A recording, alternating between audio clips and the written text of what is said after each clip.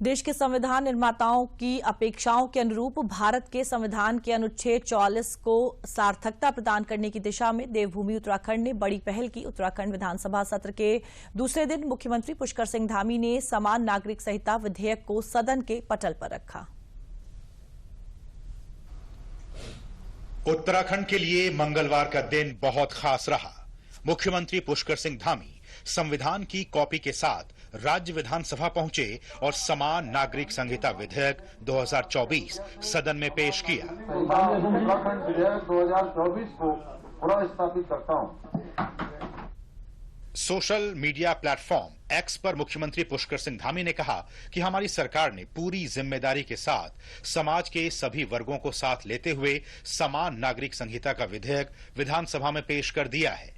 देवभूमि के लिए वो ऐतिहासिक क्षण निकट है जब उत्तराखंड आदरणीय प्रधानमंत्री नरेंद्र मोदी जी के विजन एक भारत श्रेष्ठ भारत का मजबूत आधार स्तंभ बनेगा।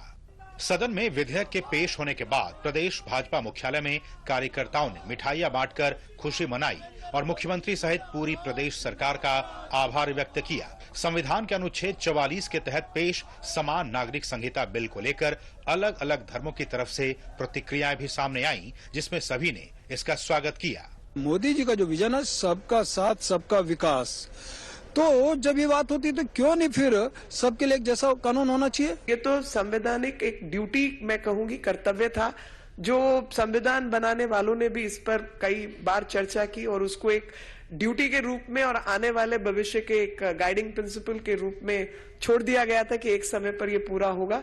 तो ये अपने पूर्वजों का वायदा पूरा करने का काम जो प्रधानमंत्री जी के नेतृत्व में हमारी सरकार और पार्टी के लोग और धामी जी ये सब लोग कर रहे हैं, मैं इनका स्वागत करती हूँ। जो कानून आपके लिए है वही मेरे लिए है, वही इनके लिए है। तो देश के हित में, प्रदेश के हितों में और खासकर देश हित में यूसीसी बहुत जरूरी है। बहुत लंबे समय से पूरे भारतवर्ष में इस यूनिफॉर्म सिविल कोड की प्रतीक्षा की जा रही थी और ये बड़े सौभाग्य की बात है उत्तराखंड के लिए कि देवभूमि उत्तराखंड से ही इसकी पहल हुई है।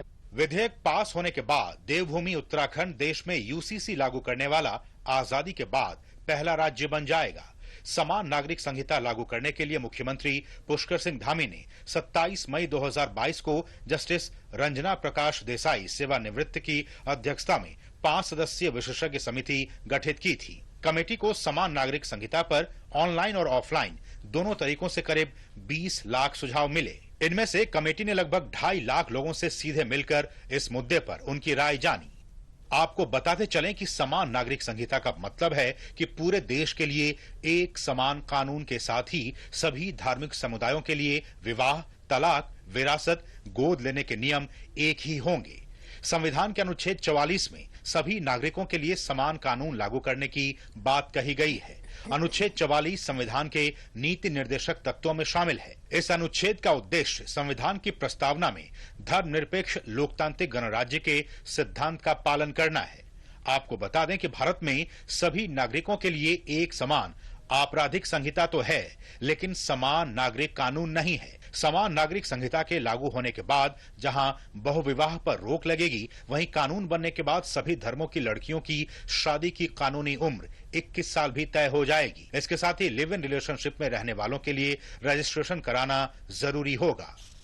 सुप्रीम कोर्ट ने भी अपने कई ऐतिहासिक निर्णयों में सरकार से समान नागरिक संहिता को लागू करने का आह्वान किया है।